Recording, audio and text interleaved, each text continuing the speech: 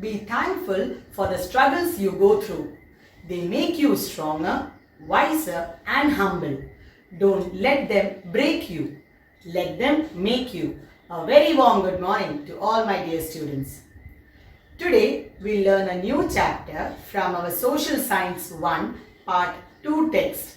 The name of the chapter is Kerala Towards Modernity. There were beautiful hills nearby. Our guides could not recognize the location precisely. As we reached closer to the land, they told that we are to the north of Kalikuthu and this was our destination. That night we anchored 2 furlongs away from Kalikuthu. We did so because our guide mistook Kapya, that is Kapad, for Kalikuthu. Nearby, there is a town called Pandrayani. Some people approached us from the coast on 4 country boats. They wanted to know to which country we belonged. They showed us the route to Kalikuthu.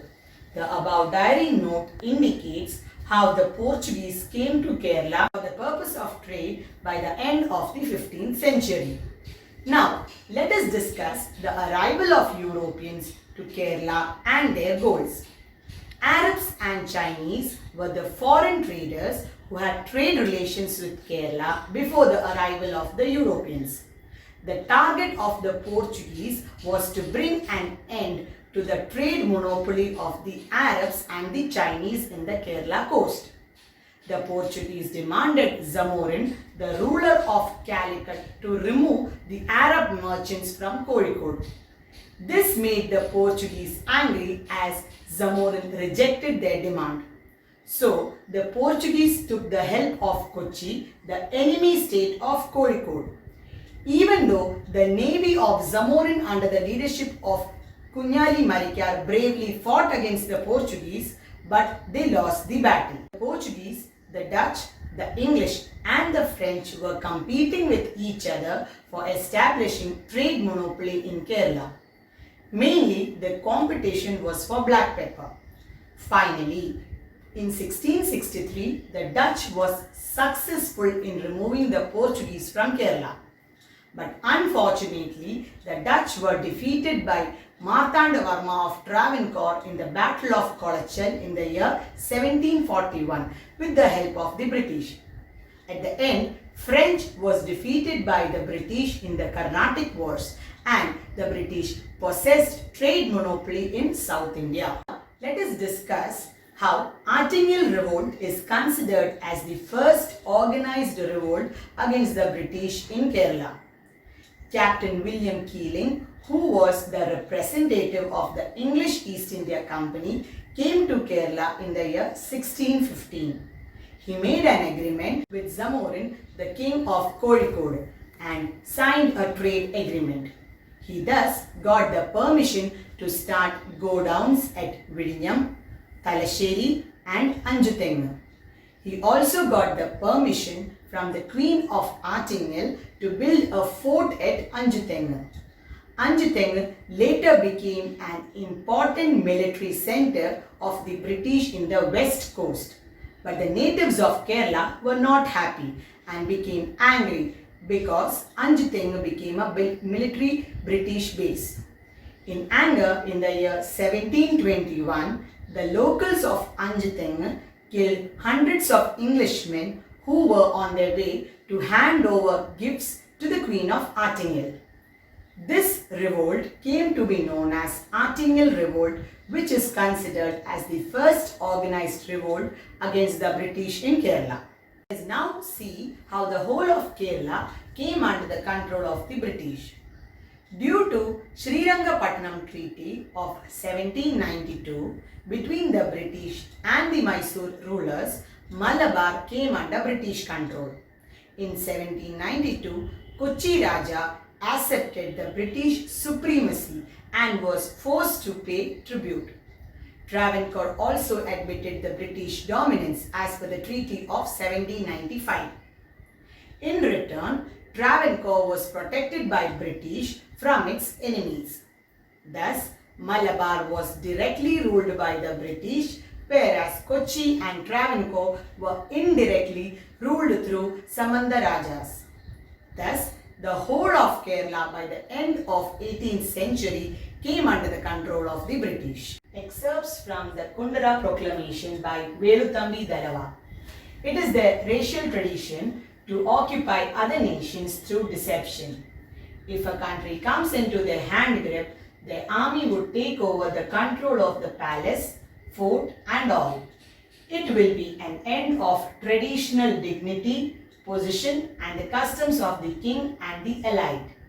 They will monopolize the trade including salt, and they will own all the goods, houses, paddies and fruit growing estates. Even the silly crimes will be cruelly punished by their despicable servants. The above description tells us how a country comes into the grip of the enemy and thus controls the fort, palaces, etc. and how the position of the kings come to an end and how the country's goods, houses, paddy fields and fruit growing estates goes into the hands of the enemy. The British attained political dominance and started interfering in the powers of the kings and landlords. As a result, the British started enjoying for centuries the interference in the freedom and privileges, and thus they invited a lot of hatred and opposition from the kings and the landlords. There were a lot of anger and refusal against the British across Malabar, Kochi and Travancore. Now, let us discuss about Pazhashi revolt. Kerala Varma Pazhashiraja of Kottayam royal family led the revolt against the British in Malabar. As Pazhashiraja helped the British in the wars against Mysore, the British promised Pazhashiraja to collect tax from Kottayam region as a reward for helping the British. But after the victory in the war, the British refused to keep up their promise. Instead, the British claimed their domination over Wayanad. Pazhashiraja fought against the British by organizing the people and took the help of Chemban Pokar, Kaithiri Ambu Nayar, Edachan Kungan Nayar, Tharakkal Chandu and the leader of the Kurichiyas in Wayanad and organized a guerrilla war. Guerrilla war is a war in which a group of people are trained to use weapons and arms at the time of any difficulty. And finally, Pazhashiraja lost his life on 30th of November 1805. Now, let us see how the British intervened in the internal affairs of Travancore and Kochi. Veluthambi Dalava and Palyatachan, the Divans, protested against the uncontrolled intervening of the British in the internal affairs of Travancore and Kochi. Through the Kundara Proclamation on 11th of January 1809, Veluthambi Dalava called for an armed fight against the British. As a result of this, the armies of Travancore and Kochi jointly attacked the official residence of British resident Lord Macaulay.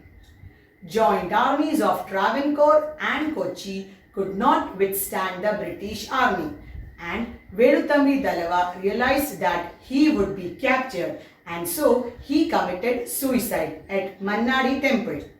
The excited British army hanged Veluthambi Dalava's body at Kannamula in Thiruvananthapuram, and Palyatachan was exiled to Madras. Even though the fight came to an end by the defeat of Pazhashiraja, Veluthambi Dalava and Palyatachan, the fight against the British still continued. Now, let us see how Kerala became a part of world market. The British took up the control of administration and were able to get goods at cheap price and sold their industrial products at high price, and thus the self-sufficient villages of Kerala were economically destroyed. The foreign trade started spreading all across the region under the rule of the British, and thus Kerala became a part of the world market. The items that were exported from Kerala were coconut, jaggery, cashew nut, black pepper, arak nut and iron ore. Which were the products that were exported from Kerala? Coconut, jaggery, cashew nut, black pepper, arecanut and iron ore, whereas the items imported to Kerala were cloth, kerosene, tobacco, sugar and metal products. Now, let us discuss the trade laws that were started by the British in Kerala. The British amended the existing trade laws in Malabar, Kochi and Travancore in their favour, for which they introduced unified coinage and measurement systems. They improved their transportation facilities and built roads, railways and bridges to carry their goods easily. They also developed ports at Kochi, Kozhikode and Alappuzha. Let us see the changes in patterns of land ownership during the British rule. The British rule brought about many changes in the ownership of lands enjoyed by the different sections of people in India. The landlords and the local chieftains were considered as the owners of the land and they had to pay a predetermined tax. The British, the local chieftains and the landlords collected excess taxes from the tenants and eliminated them.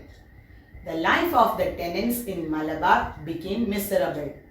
Due to the implementation of Malabar Tenants Act of 1929, the tenants got limited right over the land. Thus, Logan Commission was entrusted with inquiring about the Mapla uprisings. Now, let us see how the changes in land relations started. Changes in land relations began during the rule of Martanda Varma in Travancore.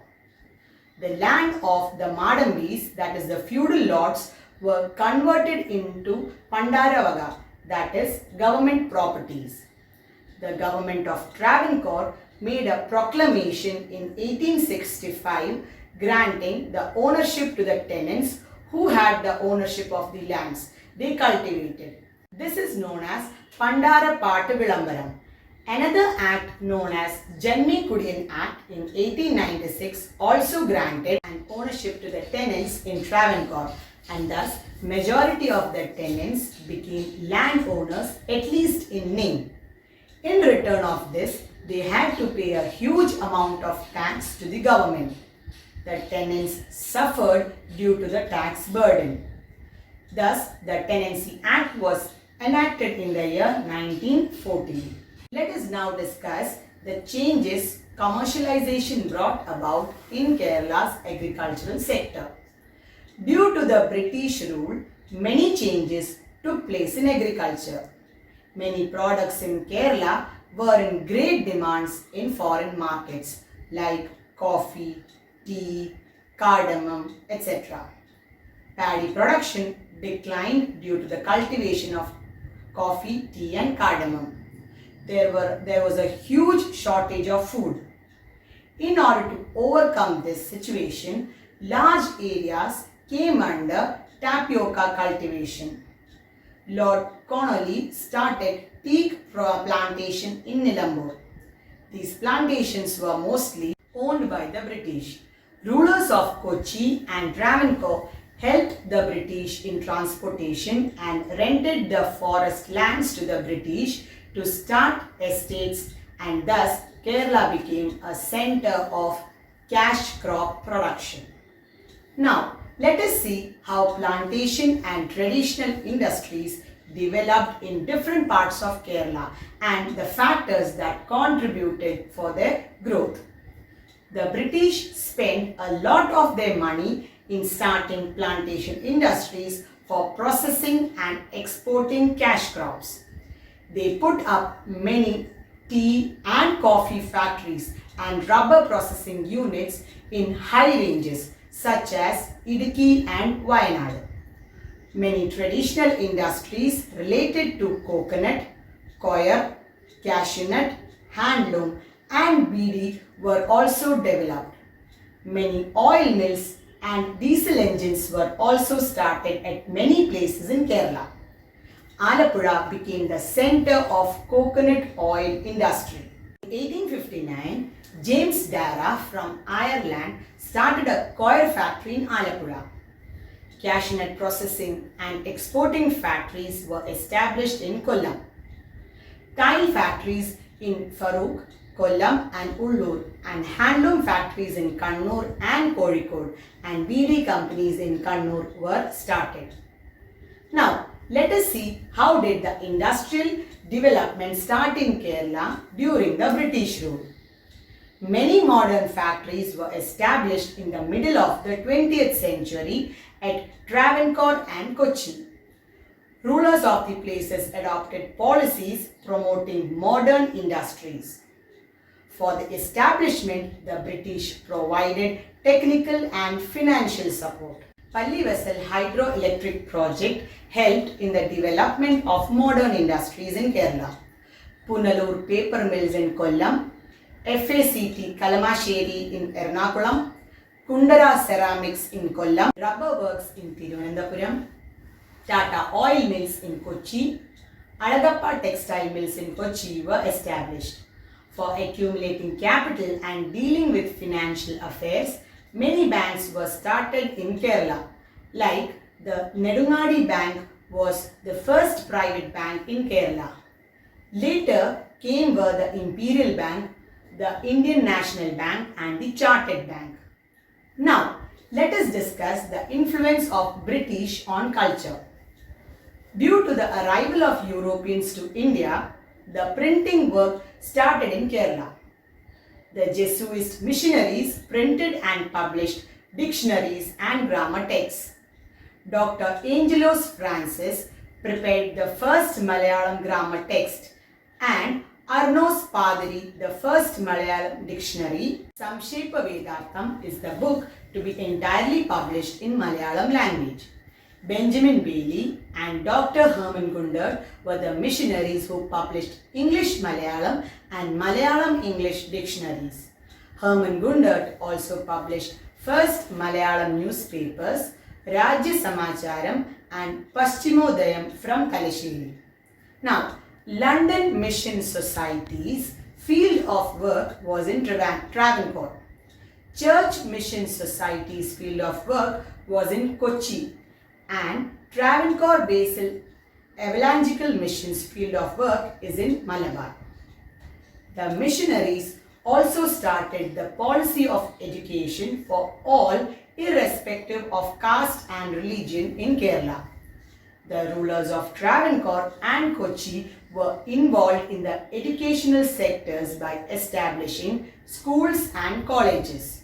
Gauri Parvati Bai, the ruler of Travancore, made a declaration of providing free primary education in 1817.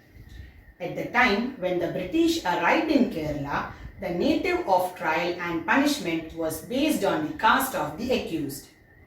A new system was formed by the British by reforming the system of law and justice.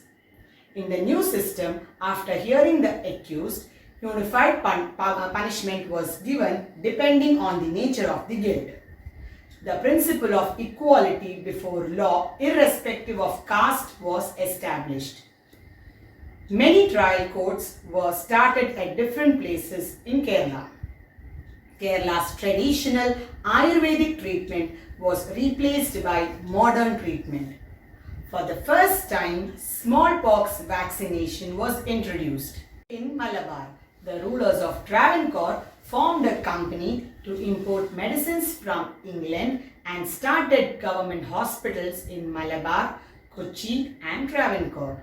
The system of inheritance that existed among some communities in Kerala was Marimakatayam, that is, matrilineal in nature. The English educated youths revolted against this. As a result, many acts were introduced against matrilineal system in Travancore, Malabar and Kochi, and new system came into existence, stressing on patrilineal inheritance in which all the members of the family could enjoy rights over property, and thus the old traditional joint family system and Tarwad system declined. The main aim of British was to introduce the reforms to exploit natural resources of Kerala and to make administration smooth. But it gave way to modernization of the society of Kerala. Let us now see how modern education and Western ideologies motivated the people of Kerala to fight against inequality and social evils. Caste system was very strong in Kerala. Certain sections of people were considered untouchable and unapproachable. The social status of a person was dependent on caste of the person. Every caste had social evils and superstitions. When the British came to Kerala, the modern education and Western ideologies encouraged the people to realize the stupidity in caste system and superstitions, and thus many reform movements came up to fight inequality and social evils in the society. Let us see some of the social reformers and the organization and the activities that they started. Vaikunta Swamigal started organization called Samatva Samajam. Chattambi Swamigal protested against joint family system, Sambandham and Marumakatayam. Sri Narayana Guru started Sri Narayana Dharma Paripalana Yogam. Kuriakose Elias Chavara established educational institutions and orphanages. Ayyangali started Sadhu Jana Paripalana Sangham. Vaikyam Abdul Qadir Maulavi started Tiruvidampur Muslim Mahajana Sabha. Vaga Bhatnanandan started Atma Vidya Sangham. Sahodran Ayyappan started Sahodra Prasthanam. Pandit K.P. Karupan started Arya Samajam. Mannathu Padmanabhan started Nayar Service Society. V.T. Bhattadripad started Yogashema Sabha. Kumara Gurudevan started Pratyaksha Praksha Deva Sabha. Let us now study the work of social reformers to bring about changes in the society. Chanar women of southern Travancore fought for their right to cover their upper body, and thus Uttaram Tirunal Maharaja was forced to permit the Chanar women to wear jackets in the year 1859.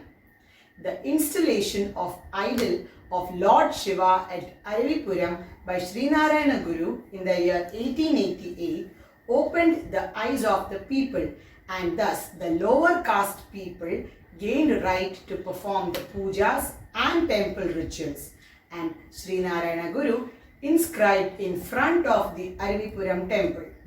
It was the model place where people lived without caste disparity or religious conversion, but with fraternity.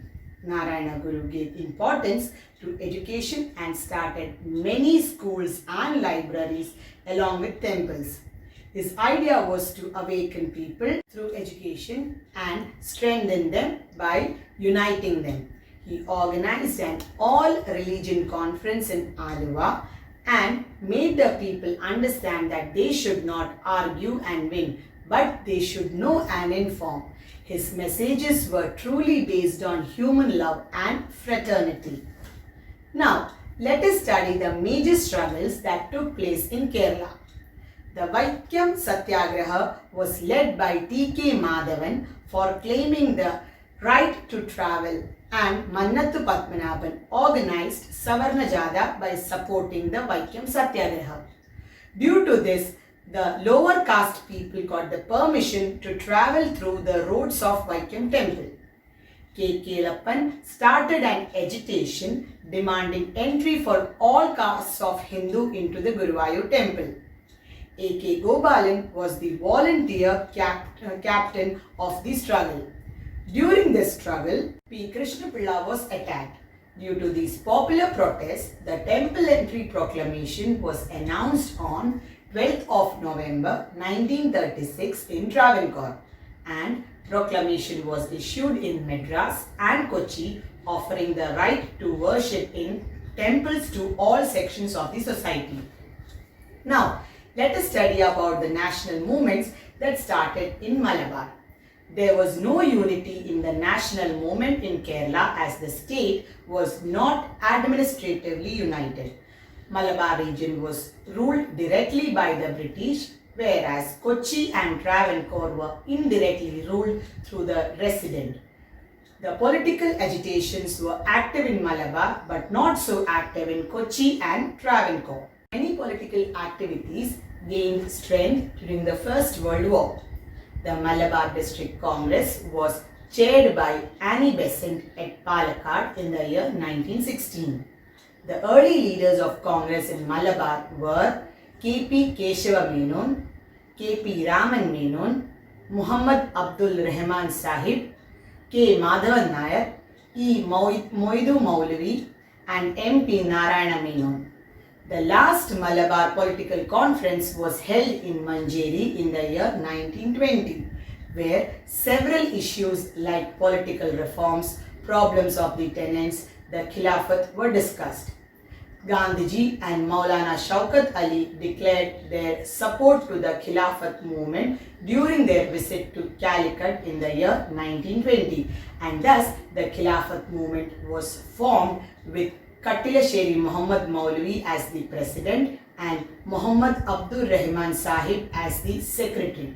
As the Khilafat movement became strengthened in Malabar, many direct fights with the British took place in Malabar. The Mapila peasants of Malabar fought against the British in Eranad, Valavanad and Ponnani taluks, which came to be known as Malabar Rebellion. Civil disobedience movement became strong in Malabar. In 1930s, the protesters broke the salt law and made salt at Payanur under the leadership of K. Kelappan and at Kozhikode under the leadership of Muhammad Abdul Rahman. The police brutally suppressed the satyagrahis who came to break salt law and arrested the leaders. Boycott of foreign goods, picketing liquor shops and propagation of khadi were also undertaken as part of this. When civil disobedience movement was called back by Gandhiji, some leaders joined the Socialist Party.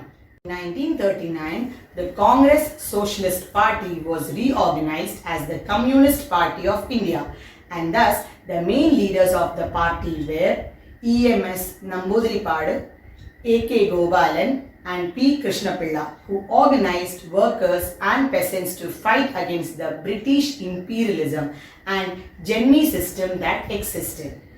Peasant organizations conducted protests at Kayyur, Morala and Karivellur. Malabar had to witness destruction of government buildings, bridges, telephone lines, etc. due to Quit India movement in Malabar. Kirariyur bomb case was a significant one where a police case was charged against 27 persons including K.B. Menon and Kunnirama Kidava, accusing them of conspiring to destroy the Farooq Bridge. Now, let us discuss the protests that took place in Travancore. With the Malayali Memorial, political agitations started in Travancore in the year 1891. Under the leadership of G.P. Pillai, a memorandum was submitted to the King of Travancore, which was signed by more than 10,000 people, demanding due representation for the people of Travancore in government jobs. This mass representation was called Malayali Memorial. The memorandum signed by the members of Eerawa community and submitted to the ruler of Travancore under the leadership of Dr. Palpu in the year 1896, demanding attention to the difficulties faced by the Eerawa community, came to be known as Eerawa Memorial. Ramakrishna Pillai, the editor of Swadeshabhimani, a newspaper, was exiled for criticizing the then Diwan of Travancore, which caused a very important breakthroughs in Kerala. Many student agitations spread all over Travancore. In the year 1932, Christian, Muslim and Eerawa communities started an agitation demanding reservation in government jobs in proportion to their population known as Nivartana Prakshobham, which was led by N.V. Joseph, P.K. Kunnu and C. Keshavan. Travancore State Congress was formed in the year 1938 with Pattam Thanupillai as the president, and the political activities became stronger. The Punnapara Vailar protest in 1964 was against the administrative reforms of Diwan Sir C.P. Ramaswamy Iyer, led the entry of working class into the political scenario. Now, let us discuss the important protests that took place in Kochi. An agitation for responsible government in Kochi began with the electricity agitation of 1936, which was against the decision of the then Diwan Shanmugam Chetty to hand over the charge of electricity supply in Kochi to a private company. But this agitation was no so strong as it was not in Kochi, but in Travancore. The formation of Cochin Rajya Praja Mandalam in the year 1941 under the leadership of S. Neelakanda Iyer and V.R. Krishnan Edutachan strengthened the movement. The main leaders of Cochin Rajya Praja Mandalam were E. Ikkanda Warrior, Panamballi Govinda Menon and K. Ayyappan. The economic system in our country is very unsatisfactory. The rich thrive on one side and 80% of people suffer on the other side. Our people live in starvation and despair under this economic system. A regime cannot exist in Travancore without changing this economic system. A situational evenness alone can change the economic system. Travancore will survive only if the future Travancore will be transformed into a socialist Travancore. I don't think this change is possible only through bloodshed. Economic justice, whichever it is, must be peaceful. The above line shows how women actively participated in the political agitations and expressed their political views throughout Kerala. Women also participated in boycotting foreign goods, picketing liquor shops, eradicating of untouchability and popularizing khadi. Congress conference at Vadagara in the year 1931. A women conference was also organized, which was the first women conference in Kerala. The main leaders of this national movement were A.V. Kuttimadu Amma from Malabar, Akkama Cheriyan and Annie Mascarin from Travancore. Now, let us see the circumstances that led to the formation of the United Kerala. Malayalis were divided into 3 administrative sections, though they spoke the same language. The Congress session held at Nagpur in the year 1920 decided to set up state Congress committees on the basis of language. The first Kerala State Political Conference was held at Ottapalam from 23rd to 26th of April in the year 1921, which was presided by Barrister T. Prakasham, who was also known as Andhra Kesari. Later, Kerala Pradesh Congress Committee came into being, uniting Travancore, Kochi and Malabar. The Payyanur Congress Conference, which was chaired by Jawaharlal Nehru, made a resolution demanding the reorganization of Kerala as a distinctive state after the independence. The United Kerala Resolution was passed in the United Kerala Convention held at Thrissur under the leadership of K. Kelappan in the year 1947 and the United Kerala Conference held at Aluva after the independence.